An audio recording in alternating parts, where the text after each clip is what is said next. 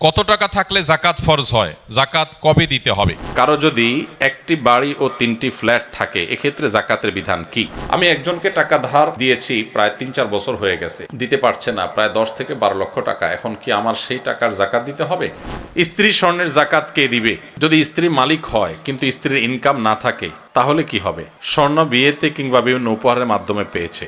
আমি একজনকে টাকা ধার দিয়েছি, প্রায় 3-4 বছর হয়ে গেছে, দিতে পারছে না, প্রায় 10 থেকে 12 লক্ষ টাকা। এখন কি আমার সেই টাকার জাকাত দিতে হবে? টাকাটা কর্জে হাসানা হিসেবে দেয়া মানে সুদমুক্ত। যদি আপনি কাউকে টাকা ধার দেন, সেই টাকা যদি সে আর না দেয় এবং দেওয়ার কোনো সম্ভাবনাও না থাকে, তাহলে ওই টাকার জাকাত দিতে হবে না, কারণ সেই টাকা দিচ্ছেই না এবং একরকম টাকার আশা ছেড়ে দিয়েছেন আপনি, তাহলে ওই টাকার জাকাত দিতে হবে না। যদি কোনো কালে আপনি পান, তাহলে সেক্ষেত্রে আপনাকে কি করতে হবে? জাকাত দিতে হবে, আর না পেলে নাই। কারো যদি একটি বাড়ি ও 3টি ফ্ল্যাট থাকে, এক্ষেত্রে জাকাতের বিধান কি? বাড়ি কিংবা ফ্ল্যাট, এটার ভাড়া দিয়া তার সংসার চলে, এরকম যদি হয়, তাহলে সেক্ষেত্রে তার ওই বাড়ি বা ফ্ল্যাটের মূল্যের উপরে জাকাত আসবে না। কিন্তু ফ্ল্যাট বা বাড়ির যে ভাড়াগুলো উঠে, এগুলো থেকে তার সংসার খরচ হওয়ার পরে যদি জমে, এই জমানো টাকার উপরে কি আসবে? জাকাত আসবে। তাহলে মূল বাড়ি বা ফ্ল্যাটের যে দাম, ওইটার উপরে জাকাত আসবে। একজনের রাস্তায় গাড়ি আছে একটা, এই গাড়ি আপনার ভাড়ায় খাটে, তো এই গাড়ির যে মূল্য, ওইটার উপর জাকাত আসবে না, কিন্তু এটার যে ভাড়াটা উঠে, ওইটা যদি জমে, তাহলে জাকাত আসবে, আর খরচ হয়ে গেলে তো জাকাত নাই। কত টাকা থাকলে জাকাত ফরজ হয়, জাকাত কবে দিতে হবে?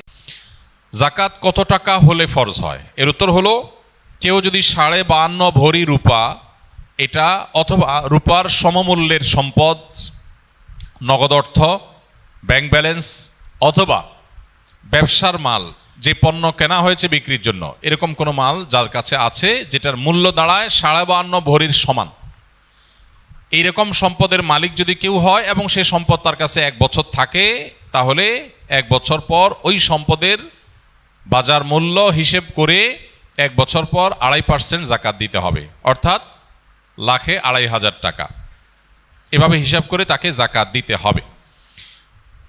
বর্তমানে রূপার যে বাজার দর, সেটা হিসাব করলে প্রায় 2.25 লাখ টাকার কাছাকাছি হয় 52.5 ভরি রূপার দাম। এটা ভ্যারি করে, উঠানামা করে।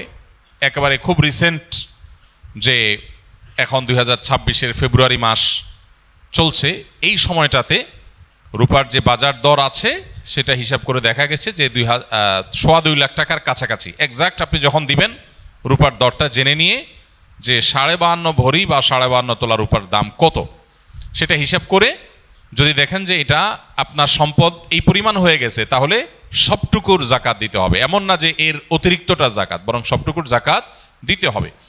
জাকাত দেওয়াটাকে জরিমানা মনে করা, এটা কিয়ামতের আলামত। সহিহ বুখারীতে আসছে, নবী সাল্লাল্লাহু আলাইহি ওয়াসাল্লাম বলেছেন, একটা সময় আসবে মানুষ যখন জাকাত দেওয়াটাকে তার জন্য অর্থদণ্ডের মতো বিষয় মনে করবে, জরিমানার মতো বিষয় মনে করবে। এটা ভুল ধারণা আমাদের সমাজে। কারণ আমরা মনে করি যে জাকাত দিলে বোধহয় লস হয়ে যায়, কমে যায়। বরং জাকাত দিলে এটা তো আমার আখিরাতের অ্যাকাউন্টে জমা হয়ে গেল, এটা বরং আমার স্থায়ী হয়ে গেল, নিশ্চিত হয়ে গেল, বাকিগুলোর গ্যারান্টি নেই। এই জন্য জাকাত দিতে পারাটা সৌভাগ্যের বিষয়।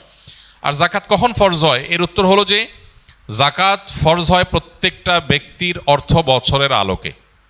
সবার অর্থ বছর একরকম নাও হতে পারে। ধরুন আমি জিলহজের 1ম তারিখে জাকাত দেওয়ার মতো সম্পদের মালিক হয়েছি, তাহলে পরবর্তী বছর জিলহজের 1ম তারিখে আমার জাকাত আসবে। কেউ যদি মুহররম মাসে জাকাত দেওয়ার মতো সম্পদের মালিক হয়ে থাকে, তাহলে 1 বছর পর মুহররম মাসে তার জাকাত তার উপরে বর্তাবে। তো জাকাত বর্ষ, এটা নির্ভর করে ব্যক্তি কখন সম্পদের মালিকানা আসছে তার উপরে। এখন কেউ যদি জাকাত দেওয়ার সুবিধার্থে, হিসাব করার সুবিধার্থে সে যদি একটু আগে দিয়ে দেয়, ধরা যাক যে আমার জিলহজে আসে, আমি রমজানে দিয়ে দিলাম হিসাব করে, কোনো অসুবিধা নেই, জাকাত অগ্রিম দেওয়া যায়, যে প্রতি বছর আমি রমজানে দিলাম, সমস্যা নেই। আমাদের সমাজে অনেকে মনে করেন রমজান মাসেই জাকাত দিতে হয়। জাকাত রমজান মাসেই শুধু দিতে হয় এমন কোনো কথা নেই। তবে এটা ঠিক, রমজান মাস আমলের মাস, সওয়াবের মাস, এ মাসে আমরা বেশি বেশি সওয়াব হাসিল করার চেষ্টা করব ইনশাআল্লাহ বিইذনিল্লাহ। সেই জায়গা থেকে আমরা নফল দান, অন্যান্য সাদাকা করব এবং বিশেষভাবে যদি জাকাত দেওয়ার চেষ্টা করি ইনশাআল্লাহ, সেটাও আল্লাহ তাআলার কাছে আমরা বিশেষ আজরের আশা করতে পারি। স্ত্রী স্বর্ণের জাকাত কে দিবে? যদি স্ত্রী মালিক হয় কিন্তু স্ত্রীর ইনকাম না থাকে তাহলে কি হবে? স্বর্ণ বিয়েতে কিংবা বিভিন্ন উপহারের মাধ্যমে পেয়েছে, স্ত্রীর স্বর্ণ গহনার মালিক কে? আগে সেটার উত্তর দেন। বইয়ের স্বর্ণের মালিক কে? কে বলতেছে? স্বামী। চাচা আপনি? আপনি চাচির সারা জীবন স্বর্ণ দিয়ে কাম করছেন? লা হাওলা ওয়ালা কুওয়াতা ইল্লা বিল্লাহ। এটা একটা কাজ করলেন চাচা। চাচির সব স্বর্ণ দিয়ে বলছেন মালিক আমি, মানে আপনি মালিক। চাচি যদি এটা শুনে, ভাত তো আর জুটবে না কপালে বাবা। আচ্ছা আপনারা বলেন, বউয়ের স্বর্ণের মালিক কে? বউ নিজে? বুঝে উত্তর দিছেন? যারা বিয়ে করছেন, যাদের বউ আছে, এবার একটু মিলান, দাবির সাথে বাস্তবতায় মিলান। আপনারাই দাবি করছেন যে বউর স্বর্ণের মালিক সে, ঠিক আছে। এবার আমার উত্তর দেন, বউ যদি কালকে স্বর্ণ দোকানে যায়া তার স্বর্ণগুলা বিক্রি করে বলে আমি কটকটি খাবো, আপনি কিছু বলবেন না বলবেন না? বাস্তবতা বলেন, আমাদের সমাজের বাস্তবতা। স্বামী যদি, বউ যদি যায় তার সব স্বর্ণ বিক্রি করে টাকা পয়সা আয় না, কিছু তার বাপেরে কিছু তার মায়েরে মানুষকে দিয়ে দিল, তার মনে হচ্ছে একটু চাইনিজ কিনে এনে খাইলো, একটু শাড়ি চুড়ি কিনলো, টাকা উড়াইলো, আপনি কি কিছু বলবেন নাকি বলবেন না? শুধু বলবেন না আরো কিছু? সব ফেরেশতা নাকি এলাকার মানুষ? শুধু বলবেন না আরো কিছু? বলবেন যে তোমার সাহস কত বড়, কলিজা কত বড় তোমার, এত কষ্ট করে আমার রথের কামাই করা স্বর্ণের টাকা বিদেশ থেকে আনছি, কষ্ট করে জমাইছি, কিনছি, আর তুমি যা বেঁচে আসলে একটাবার জিজ্ঞাসা করলা না? তোমার কত বড় কলিজা। সেদিন এসপার ওসপার কিছু একটা হবে কি হবে না? তাহলে একটু আগে বললেন বউয়ের স্বর্ণের মালিক বউ, এখন আবার যে মালিক তার জিনিস সে বিক্রি করলে আপনি বলার কে? কথা কি বুঝছেন না বুঝেন নাই? আমাদের দেশে স্বামী স্ত্রীর পারস্পরিক টাকা পয়সা, স্বর্ণ গহনা, এগুলোর ক্ষেত্রে বড় ধরনের একটা ঘাপলা আছে। ঘাপলা ঘাপলা ঘাপলা বুঝেন? একটা গোজামিল আছে, গোজামিল। এই যে জাকাতের প্রশ্ন আসছে, আমি জানি গোজামিলটা কেন আছে। বউয়ের স্বর্ণ, এটার মালিক কে জিজ্ঞেস করলে আপনারা নারায়ে তাকবীর বলেন যে হ্যাঁ বউ মালিক, আবার বেচতে গেলে আপনি বাধা দেন। আবার বিদেশ যাওয়ার সময় বলেন যে স্বর্ণগুলো দাও বেচে দিই, কত স্বর্ণ হয়ে যাবে। তো সে মালিক হলে আপনি নেওয়ার কে?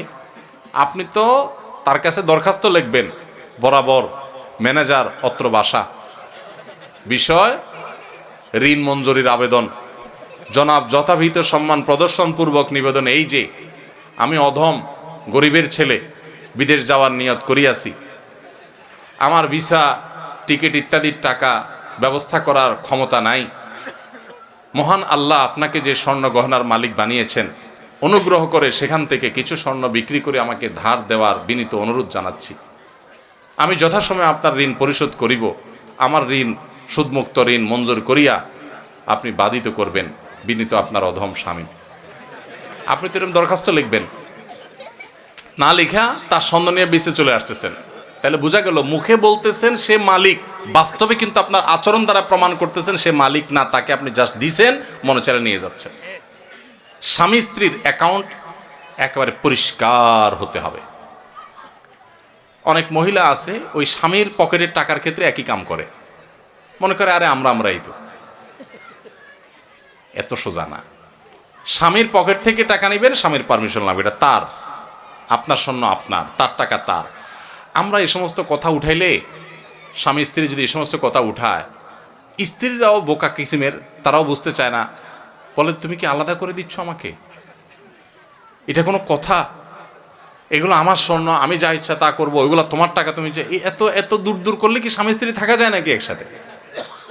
বাঙালি আমরা অতি ভালো সাজি, অতি ভালো সাজি, এরপর যখন ভেজাল লাগে এবার টানাটানি শুরু হয়। ইসলাম বলে এই সমস্ত অতি ভালো সাজার সুযোগ, প্রত্যেকের অ্যাকাউন্ট তার তারটা, যার যারটা তার তার কাছে। বুঝেন নাই কথা? স্বামীকে আপনি মোহরের টাকা দিয়েছেন, এটা তার, তিনি যা ইচ্ছা তা করবেন। আপনাকেও চাইলে কিছু দিতে পারেন, ঠিক আছে মোহরের টাকা পাইছি, আমি বড়লোক হয়ে গেছি, তুমি গরিব মানুষ নাও, তোমার দিলাম আল্লাহর রাস্তায়, দিতে পারে। তো স্ত্রীদের স্বর্ণের জাকাত তারা দিবে যদি তারা মালিক হয়, আর যদি আপনি তারা ব্যবহার করতে দেন। অনেক বিদেশি প্রবাসী লোক আছে, বিদেশ থেকে স্বর্ণটন্য পাঠায়, বউরে দেয়। আসলে বউরে দেয় হলো ব্যবহার করার জন্য। বউরে কি দেয়? মালিক বানায় দেয় না, মালিক কিন্তু সে, মতলব খারাপ, বেঁচে ফেলবে, এই জন্য বউর কাছে দেয় শুধুমাত্র। তাহলে এক্ষেত্রে জাকাত স্বামী দিবে যদি মালিক স্ত্রীকে না বানায়। ক্লিয়ার যদি বলে দেয় এটা তোমাকে মানা দিছে, তুমি মালিক। অবশ্যই সে যদি এটাকে যত্রতত্র বিক্রি করে টাকা পয়সা নষ্ট করে, যেমনি সেমনে খরচ করে, স্বামী হিসাবে অবশ্যই তিনি তাকে পরামর্শ দিবেন। সেটা হবে হিতাকাঙ্ক্ষী সুলভ, সেটা খবরদারি সুলভ না যে তুমি এটা কাজ করলা, যেন তেনভাবে করে ফেলছো, তোমারই তো জিনিস, তোমারই কাজে লাগতো, আর একটু ভালো কাজে লাগাইতা, আরো দাম বাড়তো তখন দাম পাইতা, আমার একটু জিজ্ঞেস করতা কোথায় একটু বেশি ভালো দাম পাওয়া যায়, ইত্যাদি ইত্যাদি। হিতাকাঙ্ক্ষী সুলভ আপনি সেখানে কথা বলতে পারেন, সেটা না করে আপনি করেন কি খবরদারি সুলভ। ঠিক না বেঠিক? এগুলো করা যাবে না। তাহলে স্ত্রীর গহনার জাকাত স্ত্রী দিবে। এখন প্রশ্ন হলো স্ত্রীর গহনার জাকাত যে দিবে, বেচারে টাকা পাবে কই? উত্তর হলো মোহর দেন নাই নিশ্চয়ই। মোহর যদি দিতেন তাহলে মোহরের টাকা থেকে রেখা রেখা সে খরচ করতো, জাকাত দিতে পারতো। আবার মাসে মাসে বউরে একটু হাত খরচের টাকা তো দিবেন, সেটা থেকে সে দিতে পারে। আবার যদি সে তার ওই স্বর্ণ থেকে কিছু অংশ বিক্রি করে জাকাত দেয়, সেই সুযোগও আছে। আবার স্বামী যদি তার জাকাতটা দিয়ে দিতে চায়, সেই সুযোগও আছে। তবে তাকে বলতে হবে যে তোমার স্বর্ণের জাকাত আমি দিয়ে দিলাম, নিয়ত করে নিবে, সে জাকাত আদায় হয়ে যাবে।